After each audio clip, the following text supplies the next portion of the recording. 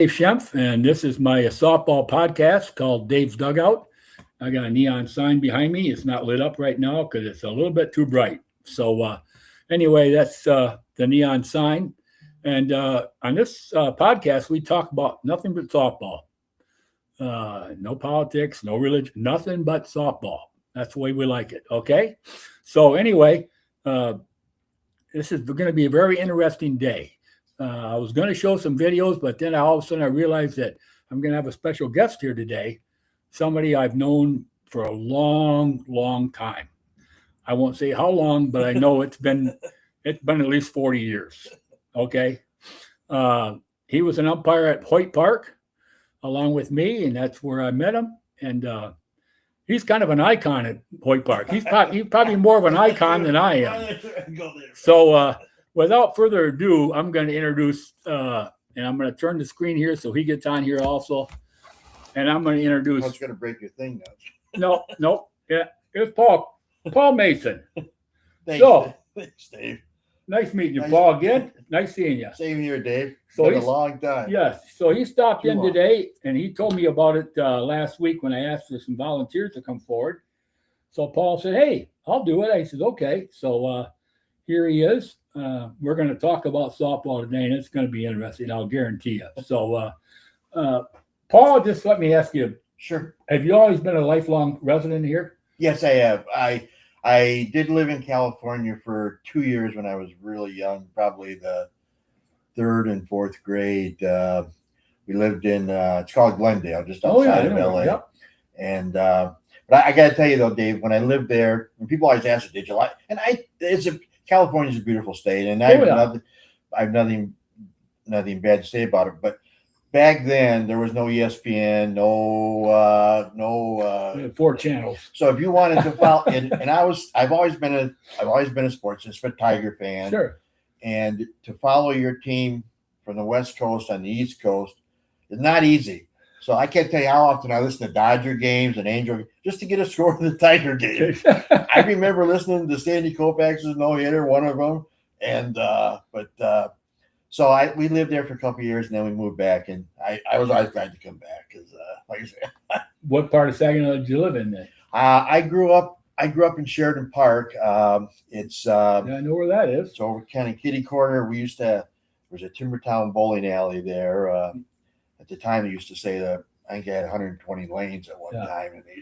But it was 80 lanes because I bowled there. Okay. But it was 80, and that's a lot. Yeah, it was. There was a lot. And I remember because when I turned 18 is when the law changed that you could drink at 18. So sure. We'd go over there because you get a draft or whatever. But yeah, I grew up there. We lived there till I was leaving for college. I was going to Central, and because my mother always said the day she looked at the house that she bought was the day Elvis Presley died. So that's when she moved over. You'll never forget that one. Yeah, that was in January. I'm pretty sure of. Or was he born in January? He must, because no, it would have been like in the. Because I was leaving. I think he was born in January. I was leaving for college on September, so probably would have been sometime in August. Sure. But, he was born in. That's why it was August. But yeah, I grew up over there. We played our baseball games at Nell Haley School. We'd be there from dawn till dusk. Till you couldn't see the ball anymore. When the street lights came on, you had to come home, right? And sometimes we play football under the street lights. Oh, like, well, okay, absolutely. As long as we were by the house, we got lights. You did that too. And then we played hockey. You were saying you played ball growing up at the pickle factory. Yep. There was a pickle factory where I grew up, and that's where we played. They would back then the city would flood they had a little pond there, and they'd flood the pond and come home from school and get our skates on and go down there. Yeah, we used to flood the neighbor's yard across the street from us.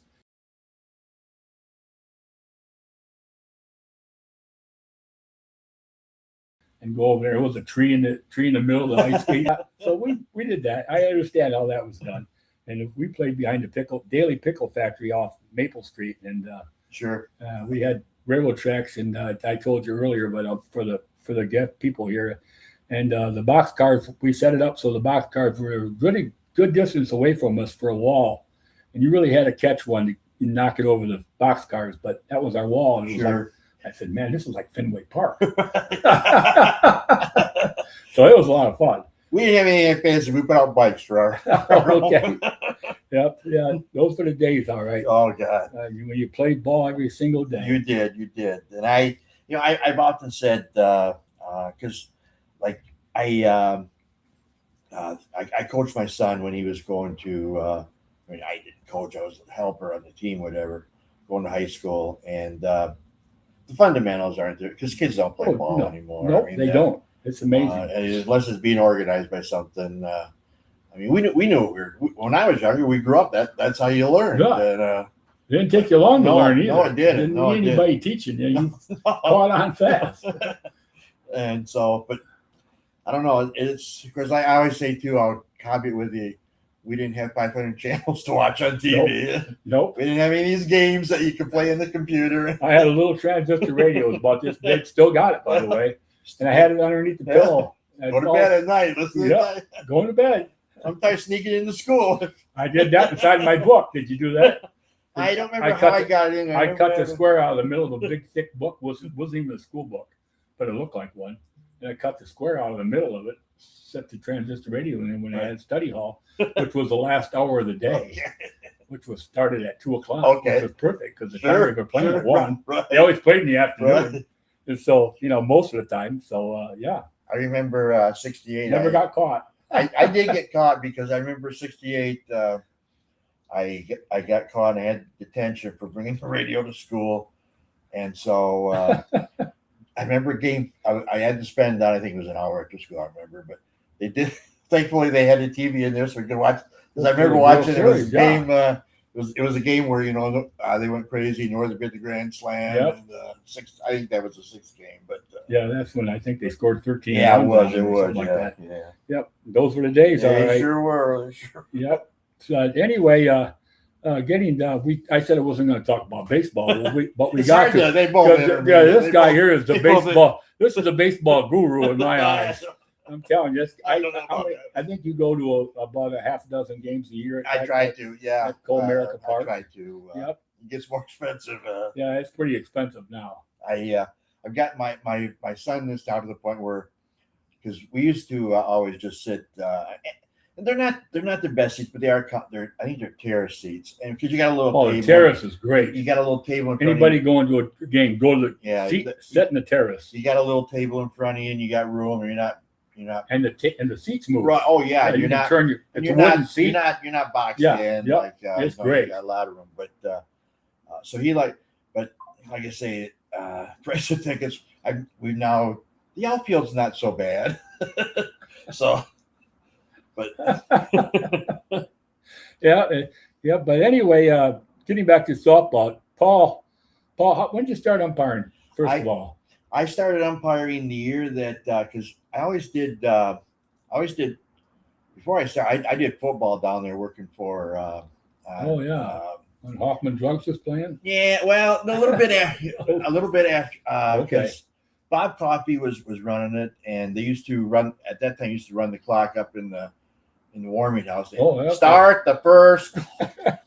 And I watched a couple of those fiascos, and then I think Bob did it for maybe a year or two, and then Ferguson took over and ran it, and so I worked for Jim and because I was still playing softball back then. Oh yeah, and you got to the point my wife said, you're not, because I couldn't do anything. I couldn't play softball and not go all out. I mean, either I was all in or it was, and so towards the end. When you start getting kids, your wife, you're going to practice? So finally she said, you're not having any fun anymore. Why don't you give it up? And I said, well, I said I could go into umpire. She said, oh, yeah, you can get paid. But she didn't realize, okay, that's going to be more time. That's a little, more time, but at least you're getting paid. Yeah.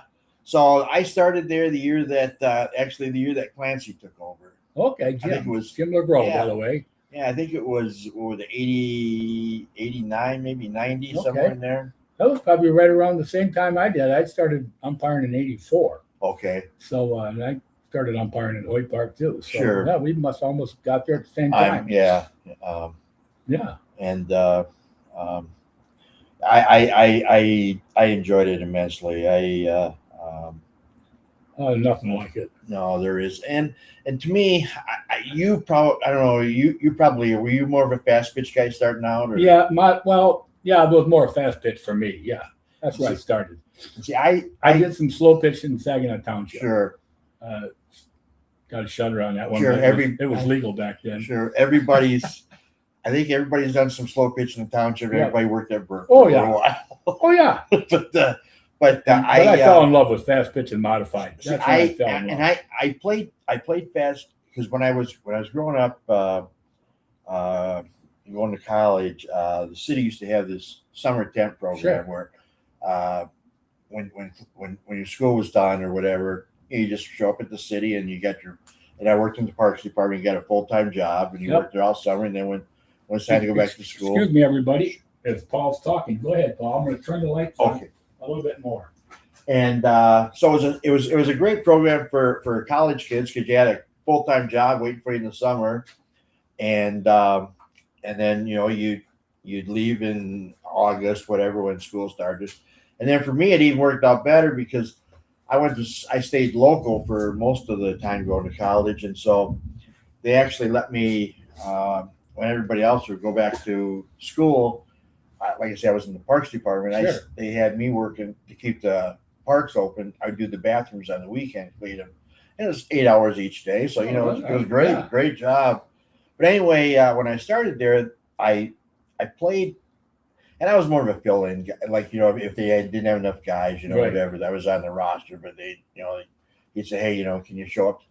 And so one of the guys because one summer I worked on the ball diamond crew, doing the diamonds and stuff like that. And so I played a little bit of fast pitch, but then I got in a modify, and I just fell in love with modifying. Same here.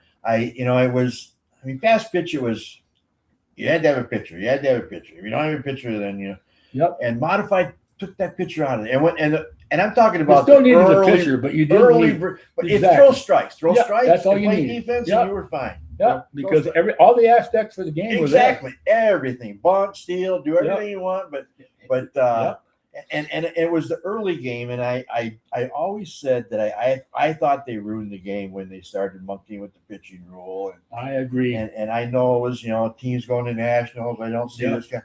But if you were going to change the whole sport for what? In Michigan, for five teams, 6 teams. How many teams go to that? Well, yeah, and there wasn't that many going. No, not from Michigan. And you can't, and that, like the old, the Goddards, the old. Sure. Okay, they can't play in this game anymore because Yeah. now you need the pitcher. Yeah. And thank God we had the different divisions. Oh, yeah, exactly. If we didn't have those different divisions, it'd have been killed. Oh, it would have been, yes. But yeah, we needed those. And I mean, at one time we had 36 modified. Oh, we teams did. down there. I remember, geez, it was, you were playing. I mean, like I say, when I was playing, you had Hoyt Park going, you had out Wicks Park. Yep. I mean, and you had Best Park. They had a couple of fields over there. I remember.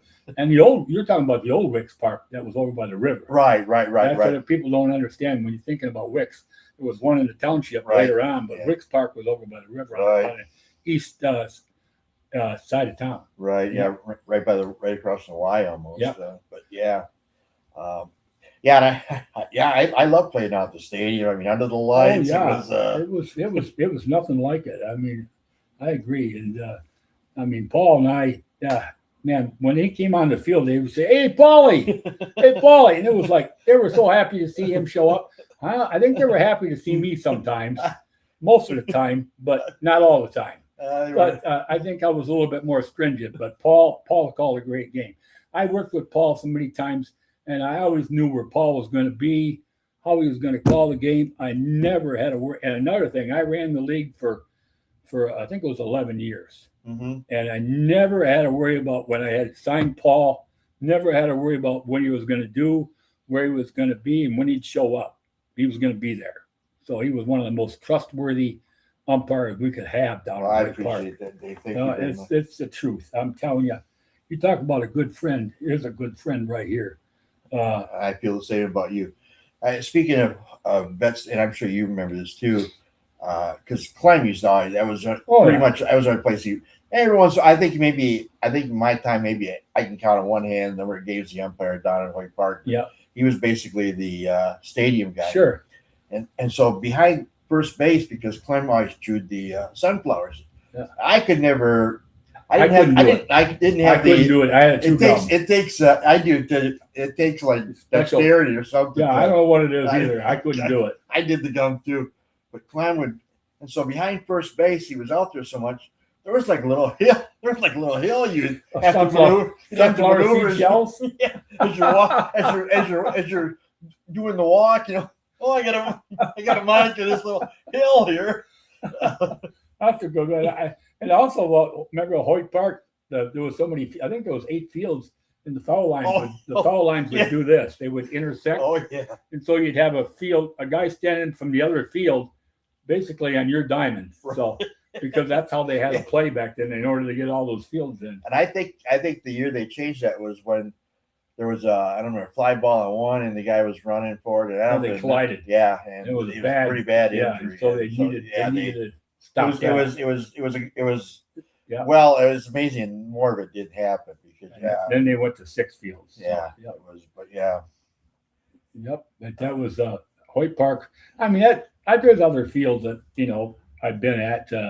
Have you ever been Petoskey up there? No, that's the Field of Dreams as we call it because of in the background is that's you got Grand Traverse Bay. Right. So it's neat. But I always liked Pine Grove Field in Port Huron. I don't know if you umpired there or not.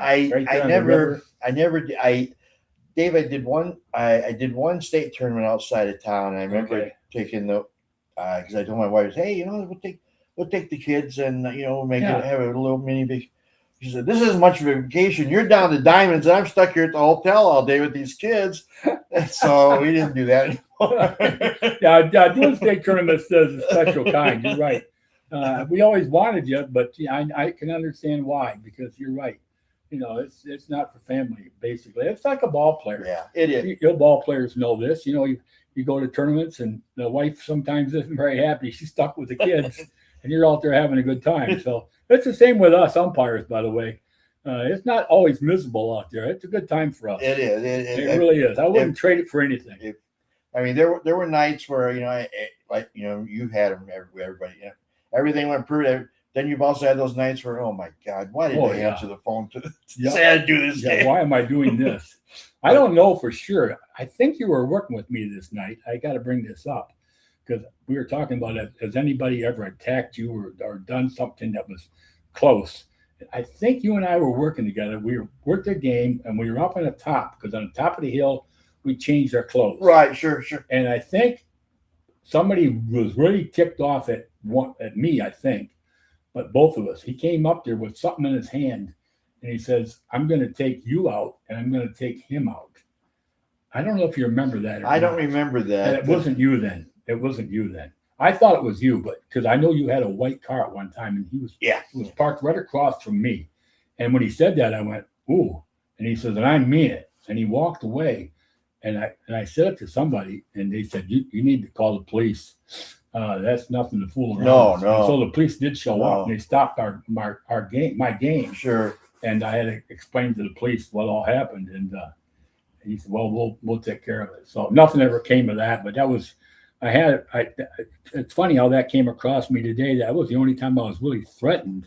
I remember, and it was ugly. I remember one time it was I don't even know who was putting it. It was a tournament at Hoyt Park. I was working with Clem, and we had he was behind the plate. I was in the field. I had to play at second base, and I made my call. Of course, one team didn't like the calling. Why don't you ask for help? And I said, I'm 3 feet away. I'm not going to go ask somebody 200 feet away what he saw. I mean, I saw what I saw, and that's what it. And afterwards, the guy was real persistent, and he came up to me and climbing. He goes, I had to kick both of your and he said, if you weren't wearing that, remember we used to wear the this is back when if you weren't wearing the Albeco shirt, I'd do it right now. I can fix that. It sounds like something I would probably do too. Yeah. That's easy to do. Yeah. Oh, those are the days. But you know what? They were few and far between. Oh, they were. They were. And I remember we were talking about Billy Cork just passed away, and the manager at the Company C, and there wasn't a finer team down there. No, there was Company not. No, C. there was not. No, there was. No, they were slow. Their games took forever. Yeah. But boy, when it came to not having to put never up, never arguments. Nope. I mean, and if there was, Billy would cut Billy it took off. care of it. Yeah. they were a great team. Yes, they were. And we had Scottish Inns sponsoring a few teams down there. Mm-hmm. Paul and I were talking about the Goddard brothers played on I'm trying to think what the team was called. They were Scottish. They were Scottish. Yeah. They were one of the Scottish Inn teams. Yeah. Yeah, and they were a fine team too. Yes, they were. And I can say this, but once they were done playing and they went up on the hill, nobody could drink like those guys. Don and Dean, if you're watching this, I'm telling you, you guys put everybody to shame. A whole case of beer wouldn't last long. I like those. And I think you're right. Am I right, Paul? Yeah. No doubt about it. I love Dean and Don. Yeah. Yep. And of course Matt. Now. Yep. Matt might be watching too. I forgot. Yep. He. I don't know, because I haven't umpired in a township in actually since the pandemic. And I think I filled in one, but yeah, Matt used to play out there a lot. And I don't know if he was a class act. His kids are getting up there now. A lot of those guys are. But and I remember I don't remember what that trophy was. It was a trophy we gave out to umpires, and it was like kind of a doofus award or whatever. Oh, really? Yeah. I don't remember that. It was a good thing I didn't get it. But I got the inaugural one, Dave. Art Turner. He's watching this probably. We were umpiring together, and tell you how long ago this was. I think it might have been a women's modified game. But we were umpiring together. I was behind the plate, and there was a foul pop up, and I back up, and I'm kind of watching the catcher. See, of course, never thinking, why don't I just leave where the ball's at? But I'm just watching this catcher, and that's what you're really supposed to do. I'm moving, and she's moving, and when she's moving, like following me, I go, why are you following me? All of a sudden, boom, the ball comes right down, hits me in the head. So I got nominated for that. Well, at least you didn't knock me over. I had a small catcher at Valley Lutheran. I had it on my podcast. I think I said this story where I got knocked over by the catcher, and Jeff York was sitting back there behind the backstop, and I was working with Doc Hall. I remember Jeff going, "I just hope to God somebody got a video of that." And I know Jeff's probably going to end up watching this sometime today. So, yep. Those were the fun times. Oh, they were. And we talked about Art Turner. Art Turner was a stalwart umpire down there too. Yes, he was. I never had to worry about Art missing a turn down there. If he did, it was for something serious, and that was a little scary if he didn't show up. But we had some we had some umpires down there. It was really, really good umpires. It was. Rick Havercroft, Guy Marcoux. I can name off tons of them. I remember Tom Marcoux. We used to. Yep. We always have Guy. We always have umpire signals, like the double infield fly rule, all that stuff. Well, Tom would always have this one. I can't remember what the signal was for. I can tell you. It was the hot girl in it the state. It was this. Okay. It was this. Remember now? Yes, I do. It was a knee knocker, or the third or first or wherever. Okay. I gotta look around now. Yep, you gotta start looking. I know we gave secrets away now, but those were the good times. They were those, and that's what because of course now pretty much around here all it is slow pitching, and the thing I think I miss the most is pretty much now every league you're doing it by yourself. Yep. So you don't have that. You don't have. Yeah, not at all. Yep. That's working by yourself is not good. No, it's one of the worst things they ever did when we got a little. Well, I think we got lazy on getting umpires, and we decided to just get one umpire, and that was. And a lot of parks have got them. I understand that, especially with slow pitch, but a 2 umpire system is needed no matter what sport you're doing. So It's just necessary. So. There's been plenty of times where, working by myself and the guy swings it. And thank God he hit it because I'm not sure I had the right count. We were talking about that at a luncheon, yeah.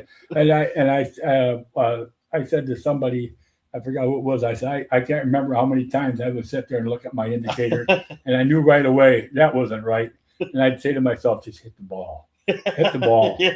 Hit it fair so I don't have somebody doesn't ask me what the count is because I don't know it.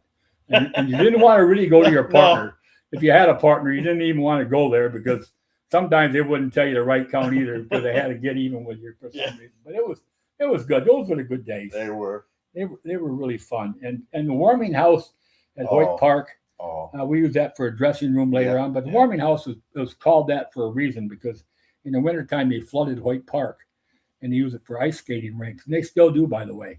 And so they used the warming house and they had rental ice skates in there and stuff like that. And they sold hot chocolate and that in there. So, and the warming house in the summertime, you didn't need an air conditioner in there. That was built in the side of a hill, kind of, and it was nice and cool. It was really a nice place to go to cool off when we had tournament. And speaking of tournaments, we had the Ken Kipke tournament. Yep. And it lasted 20 years. And it lasted up until, I think, 2017, I think. And that was the last one. And that was the 20th. But it was a great tournament. It was a modified tournament. And we got teams from all over the state that would come there. And a couple times we had teams that would form just for that tournament. They would register their team. Yeah. And because it was always ASA of Michigan, so they would register their team. Some of them were from Adrian. We had one from Kalamazoo one time. And they would come and play. And from Port Huron, quite a few teams from Port Huron. And then Midland, of course, Bay City, Saginaw. And then we'd have some. It was a great tournament. I mean, it was. When it was in its heyday, we started Friday. Oh, yeah. We had to start on Friday. Yeah. And then we'd give the leeway to the teams coming a distance so they didn't have to play on Friday night. But then it would last all day Saturday. Yeah. And into Saturday night, of course, late. And then Sunday would be the championship game sometime in the late afternoon. And it was a tournament that everybody wanted to get into. We had some great great umpires and great teams. Some national championship teams played in that tournament, let me tell you. Yeah. I remember one year I was at the Kipke, and I think the team must have misinterpreted because I think the flyer Jimmy put out said something about open tournament. Yeah. And so it was a team from Port Huron, and they thought open tournament meant open pitching. Yeah, open pitching rule. And Jim Ferguson and I were working together on, I think, Diamond 2 or whatever. And the first guy, threw 3 pitches, and I'm calling me legal. I was on first base, calling me legal. And so they change pitchers. Okay, so second guy comes in, he's not any better than the first guy. And so we got remember those days. Dave, I think we went through about 4 or 5 pitchers. And at one point, Jim turned to me and goes, I think I like the second pitcher better. Let's pick the best one of the 5 and go with him. I think they finally realized they talked to Jim about it, and because he said we didn't bring any, the only pitchers we brought are these guys. This is all we. And so they made Jim's okay. We're gonna let you fly this, and we're gonna open the rules up and let it fly. But this is it. And I remember, back speaking of Dean and Dutch, I remember I was sitting there. I wasn't umpire, and I must have had a game off or something. I was sitting there. And Dean was sitting behind, not right behind the diamond, but up in the hill. And I remember the girl walking up to us, don't get any ideas about pitching like this Monday night. Yeah, because Dean could get it out there. Yes, he could. He was the old fast pitch pitcher. Yeah, he'd get it out there and snap it. We had a few of those guys that would. For those of you who aren't familiar with modified, you couldn't windmill it for one, and the other thing you couldn't do was snap it at your hip. You'd have the ball outside the wrist and you'd snap it like a fast pitch pitcher. And that was illegal to do. Now, we had a 9-man game later on where you could do that. And hardly anybody wanted to play it anymore. They all wanted to play 10-man. So that's what the 10-man I remember doing it. this isn't nothing more than I think Mike Henneman could throw it in this levy. Yeah, we had some good pitchers. We had Dallas Fisher, Yeah, and we had Ryan from Ryan's. His team was called Ryan's. yeah. I can't think of his first I think name. his name too. I can't.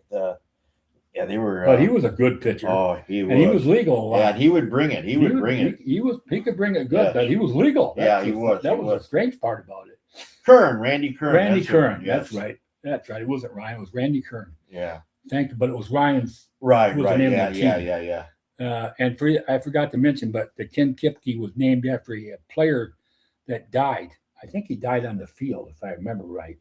And they named the tournament to raise money for a scholarship for high school kids. Mm-hmm. And so we did that for quite a while until we needed the money to basically run the tournament. So we weren't able to donate anymore to the scholarship fund, but we still had the Ken Kipke. I would think, I knew the first few years I had the tournament, we were still giving money away, but after that, it wasn't able to do it anymore. Sure. But yeah, that was a great tournament. And for me, because I know like a lot of you guys, I didn't do it in high school back then because I didn't get out of work in time to. So the Kipke to me was my spring training to get ready for. It was always this weekend. Yeah, it was. It was the third weekend. Yep. It was always this past weekend we just had. It was always that. Might have one or two league nights, and then with the Kipke, and then we'd be boom. And then of course, and a lot of times back then because of high school. Speaking of stuff, a lot of times you'd end up being by yourself because we were just short umpires because there's so many guys are doing high school. Yeah. And Dave, I remember, it was this tells you how long ago this was. Diamond 1, the first diamond that you cut.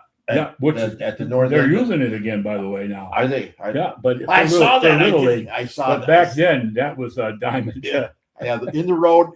I think I can't remember if it was a ground rule double. Yeah, because the road was close down the left field line. Yeah, it was. It was not a long shot. No, it was only like 200 feet, and it was a road. And I was down there. I was by myself, and I'm not going to tell you I wasn't glad it happened because I was the second game. I was hot. It was warm, and like I said, by myself. And I can't remember why. But the game was tied in I don't remember what inning. It was the last inning, unless we were going to go to extras. And they decided the team back then. I don't remember modified if we ever got to the point where you could just say I'm putting them on. And no slow pitch. No, we never got to that. Slow pitch. They weren't just.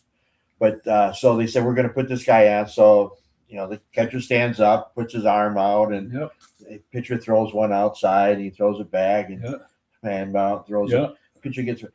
Third one. Why he did this? A little close. No, he threw it overhand. Oh, yes. And I said, was that the one that won the game? Yes. You and I were working together. Were we? Because I remember that. I was at. I think I thought I was by myself. No, I think we were doing 3-man because I think it was late in the tournament, and he did that, and we had to bring the winning run in from third base. And I said. And I'm pretty sure you called it. He was before he took me by surprise, and I don't think I called it right away. What he's doing? You called it. What are you? And doing? then I said, "You're home." He goes, "I am." I goes, "Yeah." And as soon as he went home, the game was over. You're gonna call that? I said, "I gotta call it. I cannot call it." I'll never forget that. One of my stories I was going to tell one time, but we just told it now. Yeah, he just decided to throw it overhand, and of course that's illegal. And it was when you do that back then, that's a different rule now. But every runner moves up a base, and so I think the bases were they weren't loaded. They were walking. But they were probably on second and third, and so now we got the runner on third base going home, and that was the winning run. Oh, they were fair. I said, "You're calling it." I said, "I cannot call it. I mean, what am I going to do?" Yeah, rules are rules. Which ones? I always used to say, which ones do you want me to skip tonight? Because I've got to call the rules. Those were the days. Oh, they were. They were. I remember during the Kipke, it was. I can't think who. I do know who the manager was, but I'm not going to mention his name because it's a little embarrassing. But he yelled out to me. He says, "I know that was foul. I mean, I know that was fair. I heard it hit the line." And I just looked over and I was laughing like Paul. And I went, "What?" And everybody else on the bench was laughing because everybody that was sitting there watching. And he realized what he said. He goes, "Oh, never mind," something like that. Oh, the stuff you with a few F words probably, but the stuff you would hear. I remember one night I was umpiring with Vicky Rico. Oh boy, and, that's going back away. Yeah, it is. And I don't remember what happened. It was basically the outfield, and the guy rounded first and went. I don't know, probably maybe he went 2/3 of the way to second and realized I'm not going to make it, so he turned around and went back to first. And he got back there fine. All of a sudden, I get this coach coming out running. He can't do that. I said, the halfway rule. I said, what are you talking about, halfway? What are you talking about, halfway rule? But you can't go more than halfway. I said, where did he come up with that one? I said, Vicky, I know the problem now. We're not getting the full rule book. There's parts that we're there's pages missing, like tie goes to the runner and halfway rule and whatever else is out there. Okay, yeah. There's some rules that's always been said, but I never heard the halfway rule. I never did That's either. A good one. Well, I wish we had that one. We could have had some easy outs. Yeah, we could.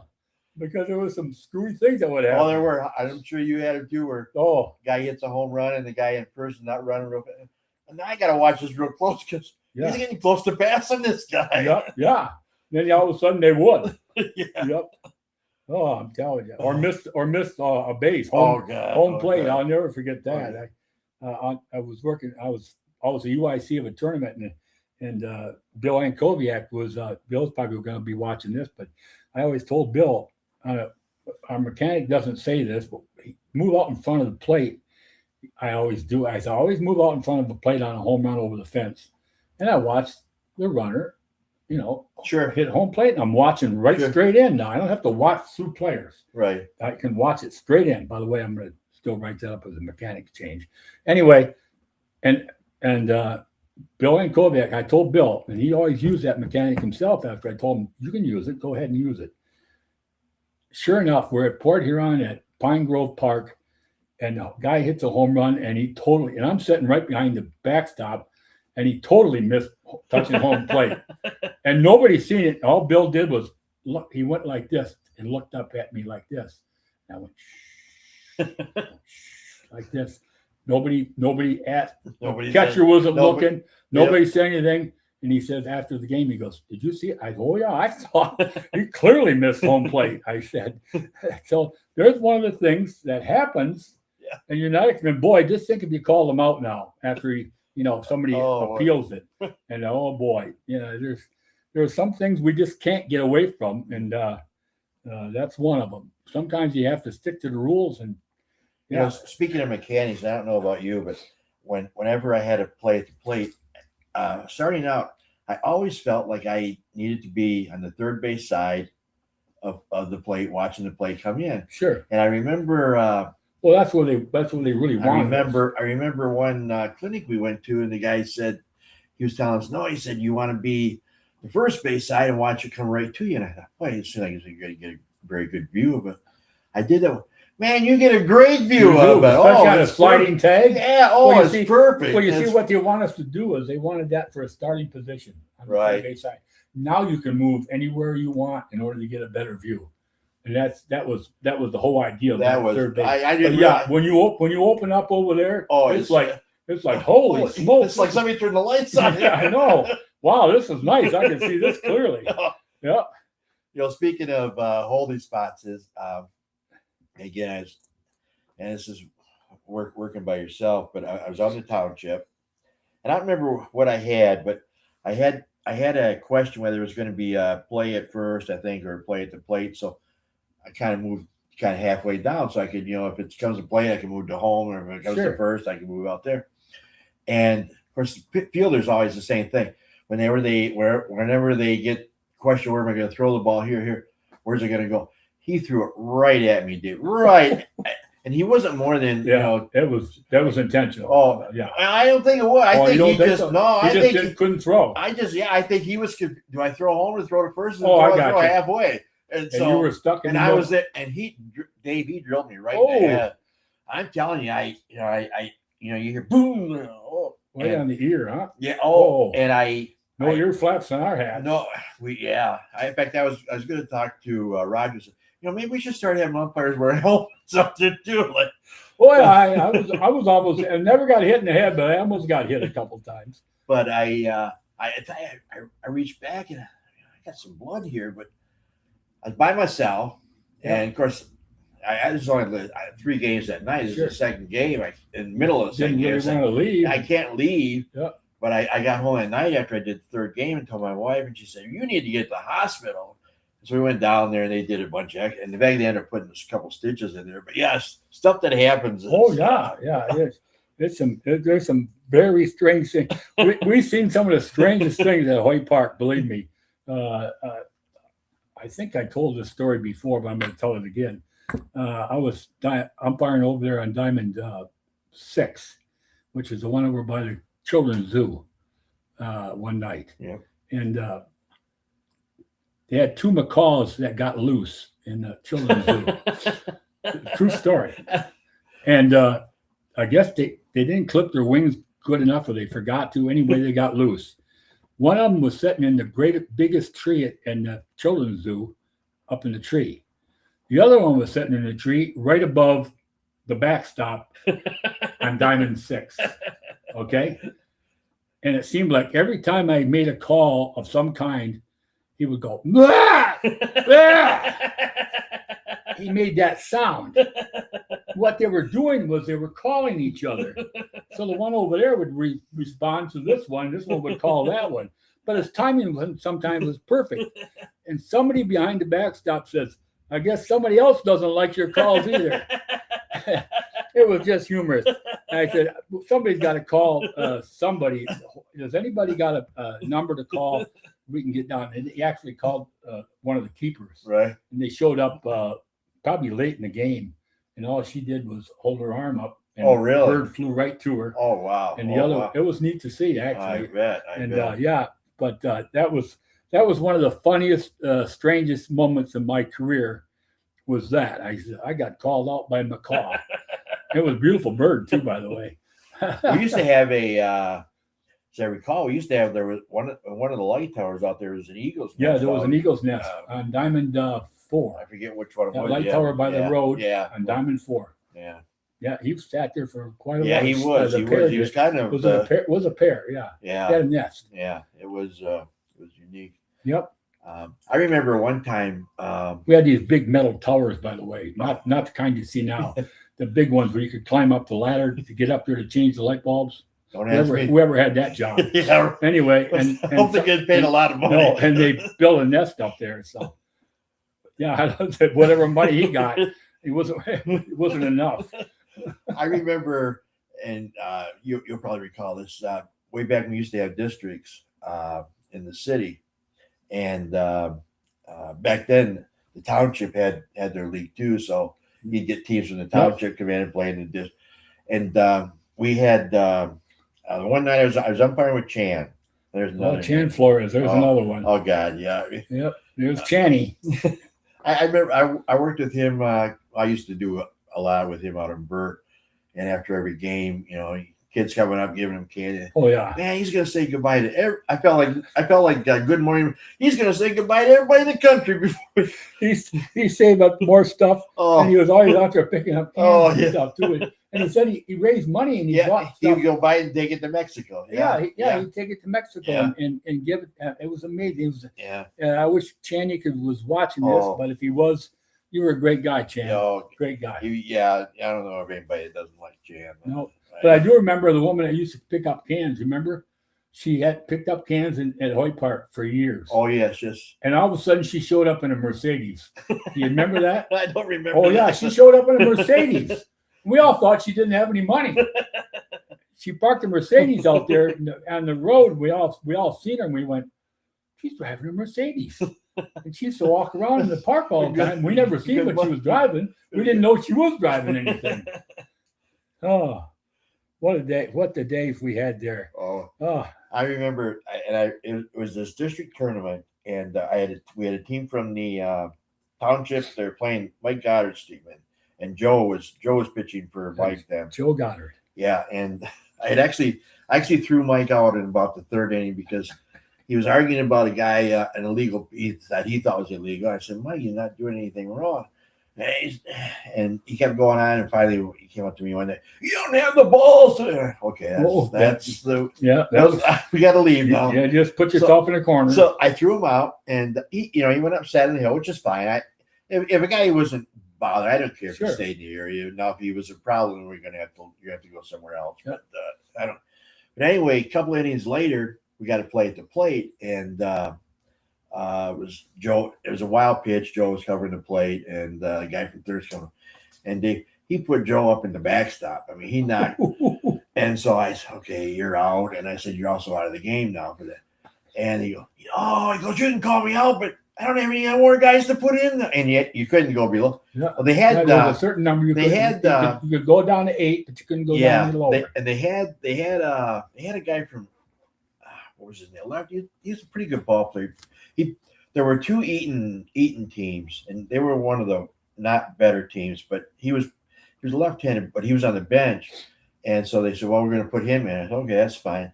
And so Mike came down. And he goes, "We don't think he's on the roster." And I said, "Well, we have to get somebody. I don't know." And of course, the guy came up to me and goes, "I'm not on their roster." And I said, there was a few of those I know of. When I was running Hoyt Park, I know some guys. I don't remember them, but if nobody protests, there's nothing I can do. Right. But I knew better, yeah.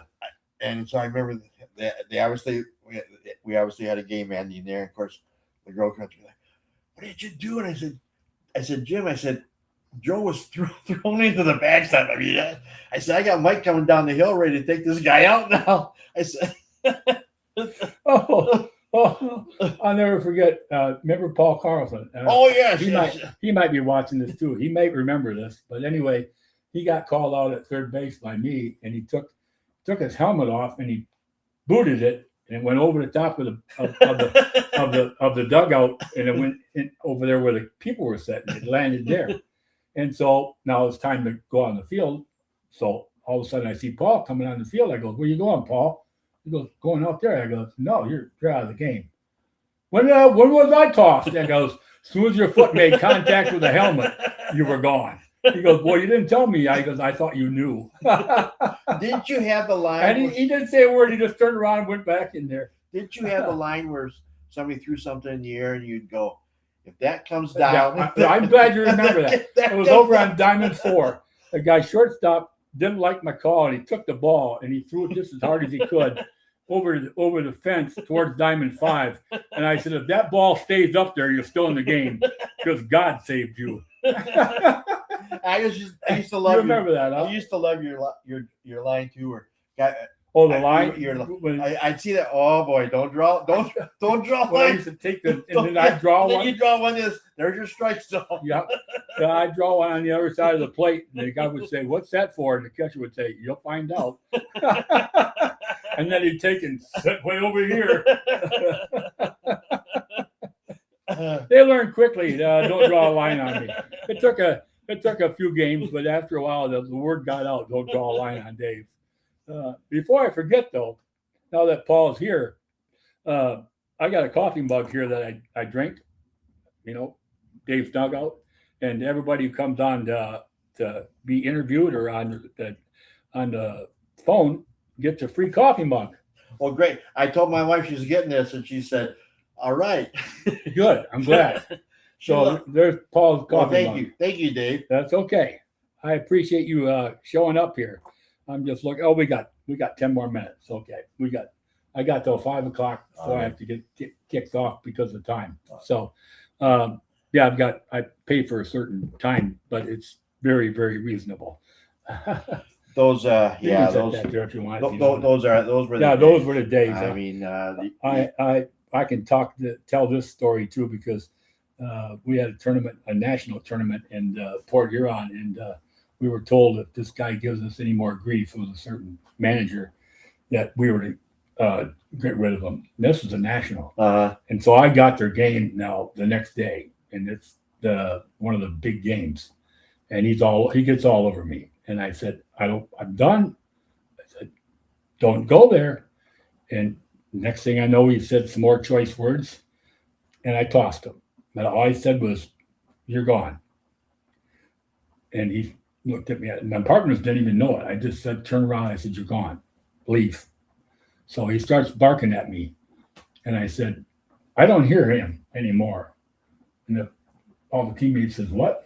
I don't hear him because he's no longer here. I said like that. And Humphrey was sitting up in the back by the backstop, and he heard me. And to this day, they think that's one of the most classic tosses you'd have.